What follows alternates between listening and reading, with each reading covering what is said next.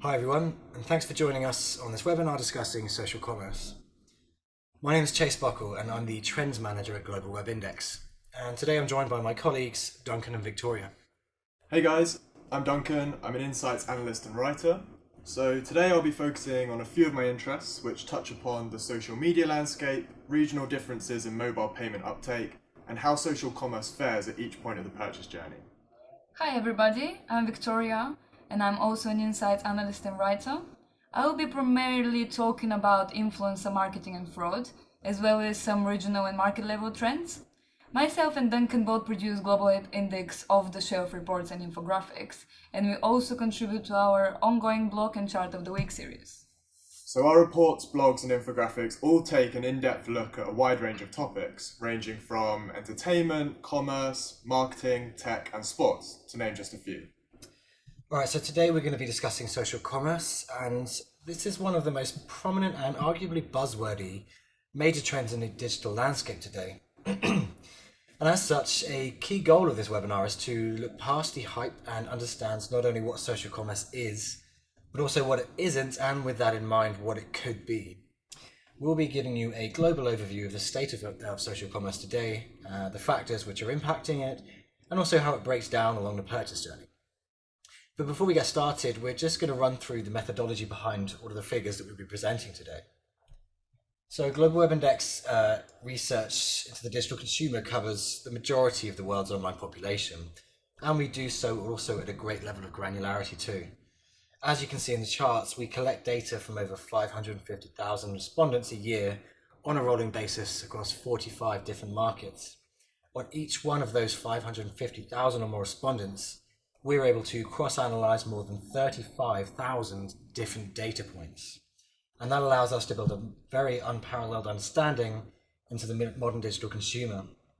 So we do this to better understand their digital lives. So everything from their demographics, their attitudes and interests, their media consumption, social media usage, brand engagement, online activities, across many other traits as well. So let's get started. And I want to begin just by giving a bit of a backdrop into what the social commerce landscape looks like today, and also how we got here too. So it feels like we've been talking about social commerce for quite a long time. As far back as 2010, Mark Zuckerberg said that if he had to guess, social commerce would be the next thing to blow up. But it didn't quite take off in the time frame that Zuckerberg was expecting though. Social commerce has emerged in some unexpected ways, and it's now something of a many-headed beast really. To understand the situation now, we need to look at how we got here. So between 4 and 5 years ago, the biggest social networks all made a bit of a play for social commerce. So Twitter, Pinterest and Facebook all added buy buttons. These are buttons which take the user directly from an ad to a retailer. But the buy button was something of a holy grail really, for the platforms powered by advertising dollars. Providing a direct gateway to purchase was a tantalizing prospect for advertisers. But by January 2017, Twitter had removed their buy button. And later that same year, Instagram pushed a blog post which explains their Shop Now formula. And the post explicitly said that the solution to social commerce is not as simple as just adding a buy button. Now, buy buttons on their own were a bit of a flawed model, really. Social commerce in 2019 is much more about two things. On the one hand, it's about enriching the overall purchase journey, and on the other hand, it's about providing new ways to pay. Since 2010, Gen Z, who are much more likely to be drawing on social media when they're shopping online, have come of age, and China is grown into a retail powerhouse. Both of these factors mean the world may be more ready now for social commerce, really. But above all, social media itself has changed, and here to put some numbers behind this statement are our insight analysts Duncan and Victoria. Now, a good place to start here is in considering how social media really is, or isn't, as might be the case. Can you guys elaborate a bit more on that concept? Sure. So over the past few years, we've seen social media go through a bit of a coming of age. When social media first came onto the scene, it was all about the social connections that we had with friends and family. So telling people about your daily life and sharing pictures and videos were at the very heart of that. Fast forward to today, and we're seeing a shift from using social media for purely social activities to more functional and purpose-led activities that normally lay outside the social media space. Social media is also much more widely accessible at any time and anywhere due to the smartphone, which we'll touch on more later. Yeah, exactly. When we look at the reasons why people use social media, we can clearly see how it has evolved. Social media has increasingly become used for a range of activities that are not necessarily social. We've seen a significant drop in people using social media to express their opinion and an increase in using social media for entertainment purposes. In fact, our data shows that internet users are just as likely to use social media to follow the news as they are to stay in touch with friends. And this is worlds away from what social media was originally used for. Yeah, definitely, and commerce is a huge part of this. Social media is now a go-to point for consumers when they research products. So 30% of internet users in 2018 use social media to research or find products to buy. And then on top of this, just over 1 in 5 have liked or followed a brand on social media in the past month. So social media is now a bit of a hub for entertainment and commerce, but they're not separate trends. Some of the biggest success stories that we've seen in social commerce have come when they've actually overlapped. For example, Adidas and Nike have really tapped into this for some of their big sneaker releases in the past few years. Shoes like the Air Jordan Tinker were only available for a Snapchat code and limited to attendees of a special event. So at its heart, it's about a commercial transaction, but social media can make the experience much more entertaining. Well, you mentioned that Snapchat code there, which is really it's just a QR code. Now, QR codes are pretty mobile optimized, and this move to a more purposeful social behavior in general in social media, that couldn't happen without the rise of mobile. Yeah, that's right. It's not news that everyone has a phone or that we do everything on our phones now. But it's important to bear in mind how this anytime, anywhere access can lead to consumer trust issues that may hinder social commerce's potential for the future. Well, although it's not the determining factor, we definitely see that markets with the most successful social commerce cases have been mobile first, particularly when it comes to stuff like shopping online. What are the prospects for social commerce in the context of new alternative payments coming onto mobiles? Well, we've seen some fairly sharp increases for using phones as payment devices in the last few years, reaching a pretty impressive 37%. And APAC leads the way with this, but one of the most interesting things actually about the mobile commerce trend is that its spread is pretty global. For example, a recent addition to our dataset, Denmark, has seen the highest rate of mobile payment adoption globally. Since its launch in 2013, Danske Bank's mobile pay was able to take on a leading position in the absence of competition, leveraging the power of the Danske Bank brand, an easy interface, and the consumer's preference for single solutions. By rolling out their service to all holders of a Danish payment card and phone number without the need to sign up, Danske Bank managed to fill a gap in the market and quickly move into a dominating position, one not typically observed in other Western markets. Well, so how does that link back to social commerce then? Well, in many of those other Western markets, there isn't yet a clear market leader in the mobile payment scene. And with Facebook and WhatsApp looking to move into the payment spaces here, a big question is whether they can grab a slice of the pie. If there is one thing we can take from the success of WeChat in China, having a large stake in payment infrastructures could be a fundamental enabler of social commerce more broadly.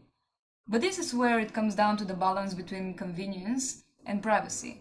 So the question really here is, would the convenience of completing the purchase on a single channel on social media override people's privacy concerns?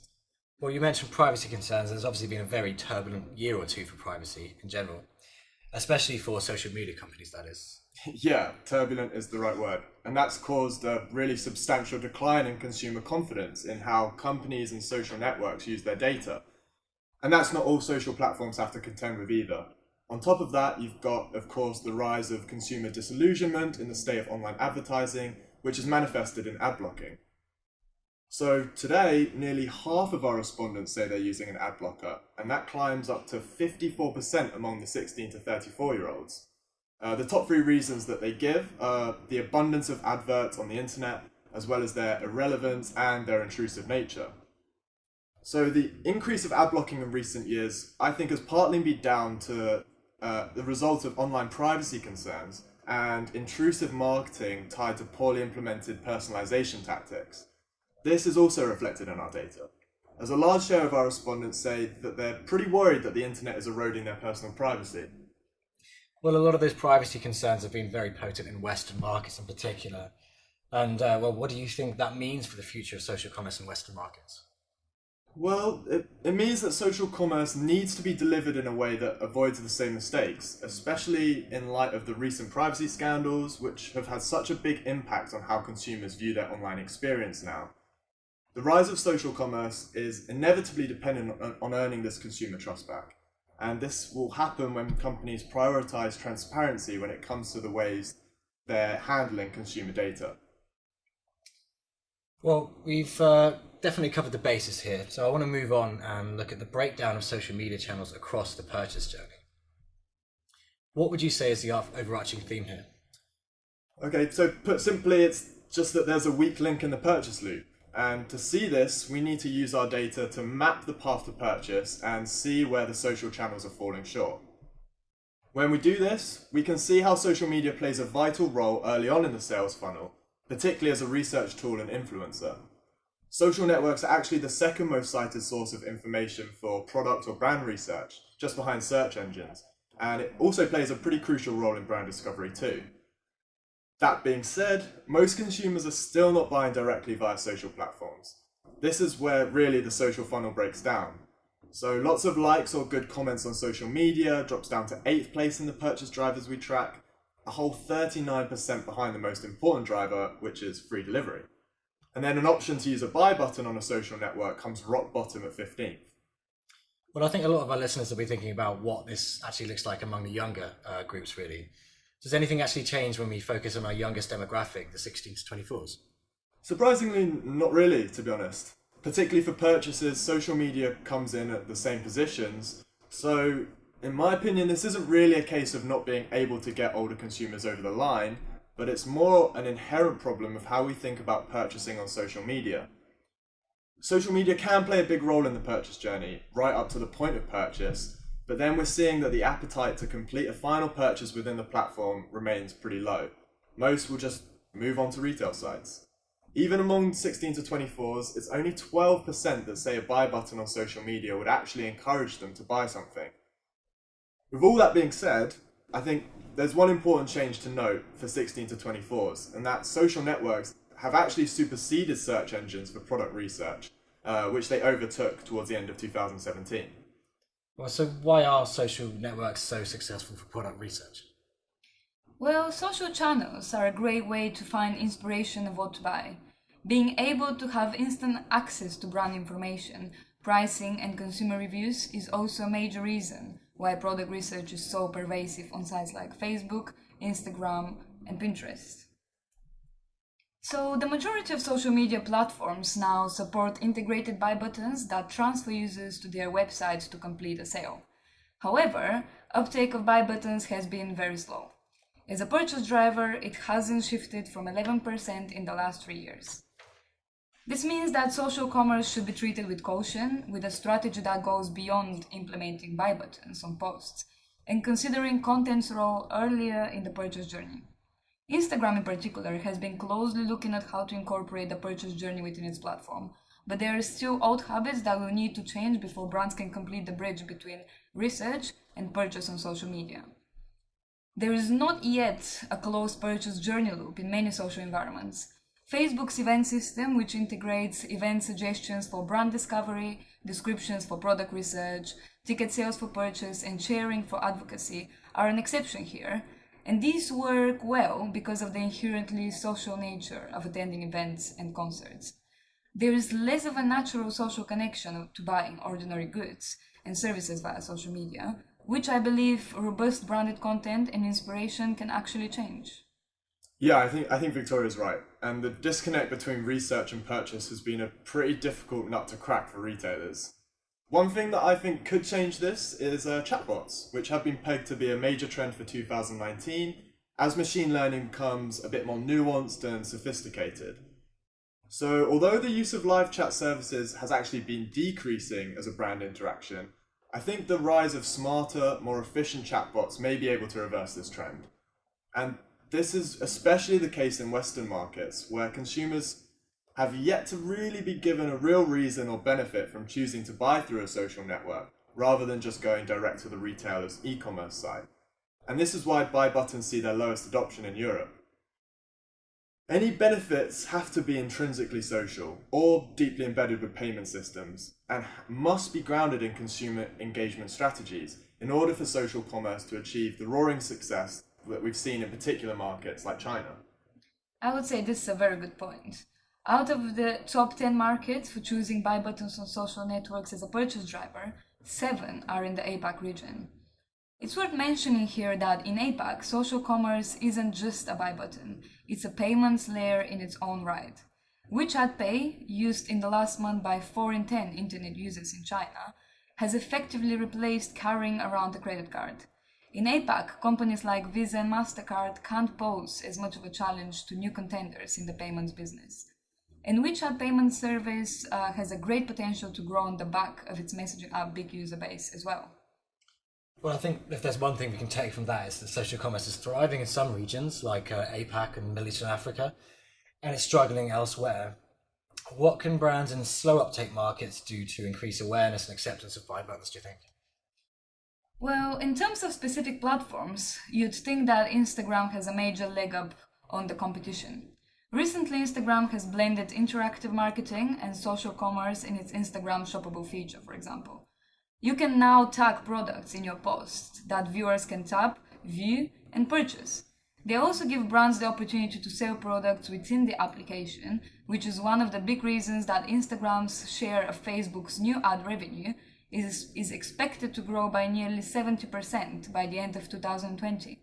However, when we look at platform-specific visitors and how they differ in saying that a buy button is a purchase driver, there is not one particular platform that stands out.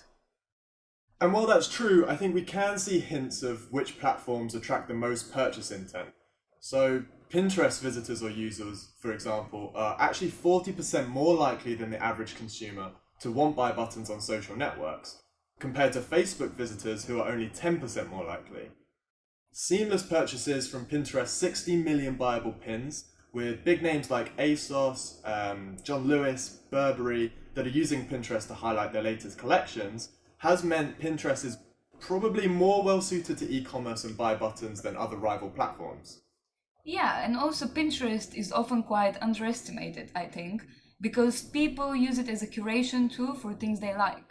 I would say it's a prime space for businesses to play in, as people are further along the purchasing funnel. Okay, so let's follow that line of thinking. If we see the hints here of how social commerce might take off, how do brands capitalize on it? What do they need to offer these consumers, really? Well, if we look at these consumers interested in buy buttons, they're 70% more likely to want to connect with other fans of the brand and 40% more likely to want to contribute ideas for new products. This is a group that wants to be intimately connected to how they engage with brands and new products, which is a common desire of early adopters of new technologies as well. They're also more likely to want entertaining content. And I think this shows that even for consumers most ready to take up buy buttons, there is plenty of demand for an experience around the purchase, if you like. If you think of the Air Jordan sneaker release we mentioned earlier, that ticks a lot of these boxes. But one way to increase interactions between fans is through influencer marketing. Brands can work with online influencers by providing products that can be used for promotions or sales. This type of partnership is quite different from that of a conventional hard advertising through traditional media or TV, and can achieve good results through in-depth, authentic collaborations where both parties can benefit.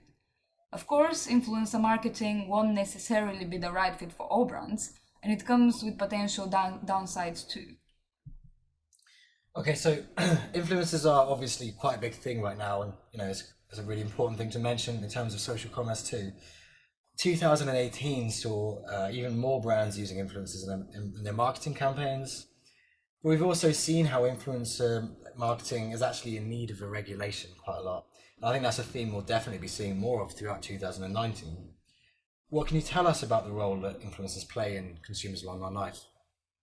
So for younger consumers especially, influencer marketing pretty much surrounds them in almost every aspect of their social media life.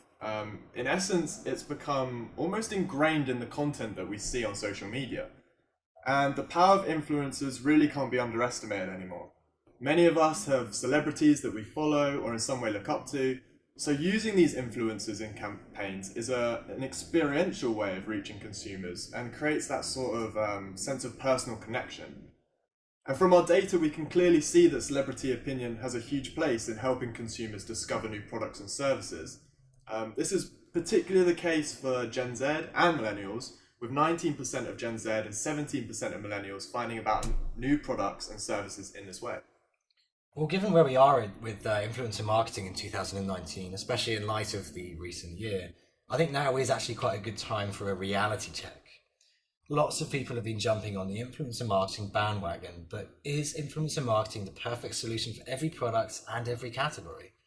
Unless it's actually really truly authentic, and by authentic I mean that the influencer is actually buying from your brand, I'm actually not convinced. Well, I think you've touched on something very important here. We're definitely approaching a bit of a call to arms in terms of getting influencer marketing back on track. But to your point, the degree of influencer effectiveness varies depending on the industry and marketing objectives.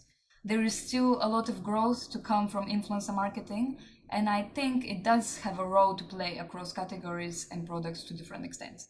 Like you say, as long as the influencer has a genuine connection with the brand or product, because people can see through inauthenticity fairly well, and they're demanding genuine marketing more and more. And just to add to Victoria's point, like we covered earlier in the webinar, social media is and can be a very powerful awareness tool at the start of the purchase journey. And influencers are the ultimate personification of that strength. And that strength has also fed into the growth of alternate business models, which have proved heavily reliant on social commerce.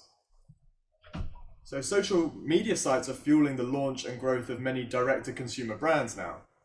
These social platforms offer many startup businesses the perfect ready-made route to market where potential consumers await. They're essentially creating a direct relationship with consumers by removing the need for wholesalers, retailers, or agencies. I think probably the main obstacles facing brands who choose this route involve gathering followers that will become loyal, engaged consumers. Social media is traditionally a space that is occupied by friends and family, but we're seeing that increasingly brands are becoming a part of that picture for many consumers, with the possibility of just being seen as another friend. Yeah, and one brilliant example of a business that has risen to stratospheric heights is Kylie Jenner's company, aptly named Kylie Cosmetics. She created her company in 2015, and by 2018 her business was estimated to be worth $900 million. This is really extraordinary. To put this into perspective, it took Tom Ford 10 years to reach $500 million in sales after he launched his beauty line in 2006. Kylie has largely relied on her huge 125 million Instagram following to launch and grow her business. In her own right, she's the ultimate influencer. She already had a huge following prior to launching her cosmetics line. Followers already bought into her as a person, which goes to show the importance of building up a personal brand. Yeah, I want to just stop you there because I think there are some drawbacks as well, though, to influencer marketing when it comes to the direct-to-consumer space. Can you tell us more about those issues in terms of using social media or social media influencers when it comes to direct-to-consumer businesses? Yeah, of course. So while social media is a key driver of growth for direct-to-consumer businesses, there is definitely some limitations here. For example, lots of businesses have launched on Instagram, but it takes more than that to become a brand and to be successful. And unlike using traditional retailers to distribute products, there is no buffer for businesses, especially when something goes wrong. So it comes with its own set of unique risks that need to be managed. As for influencers, stability can definitely be an issue for businesses heavily reliant on the time and resources of an influencer. Okay, and slightly pivoting here, but when it comes to shopping on social media versus, say, other forms of shopping, whether that's online or in store, it's actually quite a different experience. Can you explore this a bit more? Yeah, it's entirely different. Shopping on social media is worlds apart from other forms of shopping. It tends to be much more impulsive when you're on social media. So when people go onto Amazon or go into Target, they most likely have an idea of what they want to buy. Whereas on social, we see celebrity posts that are talking about how great a certain product is, or that we have to try the latest hair shampoo. And we don't necessarily need that product, but it can lead to consumers spending money on things they never intended to spend money on. And then on top of this, these social posts are often very aspirational and often showcase a more idealized version of themselves or the life they're living. And often people buy into this. Okay, well, that brings us nicely to the elephant in the room, really, when we're talking about influencer marketing. And what I'm talking about here is influencer fraud. What can you tell us about influencer fraud? Yeah, so influencer fraud or fake influencers is a huge issue that has arisen recently. It's basically influencers who buy followers or use bots to artificially inflate engagement with their account to get a higher brand fee. This has really plagued the industry, and it's led to widespread calls to regulate influencer marketing in 2019 and going forward. The whole influencer fraud issue is actually problematic for several reasons. First of all, it misleads consumers and creates trust issues. So are they being sold a dud? How do they know what's a genuine recommendation? If you've seen either of the documentaries about the Fire Festival that have come out recently, which I'd recommend, you'll get a glimpse into influencer marketing at its absolute worst. And I think the responsibility has to be on social media platforms and brands to take action and accountability against this influencer fraud. For example, according to the Washington Post, Twitter shut down as many as 70 million fake accounts last year. Yeah, I completely agree with that. And several brands are also following this trend. Unilever, for example, have made a big public stand against fake influencers. Last year, the consumer goods giant stopped working with influencers that buy followers. Brands pay big sums of money for influencer marketing, and if it so happens that some of the influencers are fraudulent, then it not only wastes their money because they can't accurately tell what they're getting in return, but it is also potentially damaging for a brand's reputation. Advertising bodies in the US and UK have also taken this very seriously by enforcing ad guidelines to help regulate the process and create greater transparency. Hopefully, these regulations and brands' call to actions will encourage other brands and social media platforms to do the same and change the ecosystem for the better. Well, okay, so we've covered a lot of ground here, so I think it's worth just taking stock at this time. I think we've seen that growing out a user base for a social network isn't the most important thing for a company looking to get into social commerce. It really depends on the platform they're using, and I think most companies now recognize this. Like when Twitter ended their buy button, they didn't really stop there. They pretty much shuttered their commerce division to focus on what they were good at, which is actually selling ads. It seems to be more about cultivating an experience on a platform that lends itself to browsing for products. Then it's a more natural step to the actual purchase. And finally, even though it's a bit of a cliche phrase, but what would you say is the one to watch for social commerce in 2019? I definitely think we've got to look to India for that. WeChat's success in China is fairly well known, and I think what we're seeing here is Facebook learning from that success and trying a similar thing in India. So, as a bit of a backstory, Facebook have been trying to roll out WhatsApp payments throughout India, but have had a few setbacks from the regulators. So over the next couple of years, I think we'll see WhatsApp payments roll out throughout its biggest markets, where it's got the most potential to become essential to people's lives. Not just India, but other countries with high penetration of the platform and little established payments infrastructures. In time, WhatsApp payments could come even into Western markets as well. The big unknown here is how much WhatsApp business takes off and how much trust consumers have in Facebook after its data breach scandal last year. To conclude, I would say social commerce has made a headway mainly due to changes in consumer mindsets, ranging from an emerging mobile-first mentality to using social media for more purposeful rather than typically social activities. However, trust issues stand in its way, and only when consumer confidence is regained, social commerce's potential will be fully utilized. Yeah, and just to add on, I think we've seen it really isn't easy to close the purchase loop and actually encourage consumers to take that final step of purchasing within social platforms. So my advice, as Chase touched on, would be to tailor your solutions to your specific platform and leverage why consumers actually spend time on your particular website, as well as harness the power of relevant, authentic influencers to develop those better brand-consumer relationships. I think it's also worth thinking more pragmatically about social commerce too. So if we ask ourselves what social commerce is now compared to, say, 4 or 5 years ago, we can see that its role in the commerce space is increasingly diverse. It's not just a way of getting people to buy products on a social platform. That's the exact mindset which has been slowing its development in the past. Like you've said, Victoria, social media has evolved in multiple ways, and that's meant that its relationship with commerce activities is much more nuanced than just, being a buying platform. Various companies and business models have been playing to these strengths to maximize rapid customer acquisition efforts and give consumers better ways of getting closer to the products that they're thinking of buying, and those are the real strengths at the moment. The more companies realize this nuanced relationship between the evolution of social media and its impact on commerce activities, the better they'll be able to utilize social commerce to its full advantage. But in the meantime, I think we're going to continue to see successful direct-to-consumer businesses make headway across different industries, with social media being at the heart of this trend. And I think that will be an important force in the development of social commerce in Western markets in the near future. So I think that's it, really. And thanks for listening, everyone.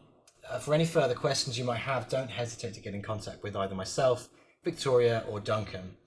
Our contact details are displayed on the screen now. Thank you very much, and have a great day.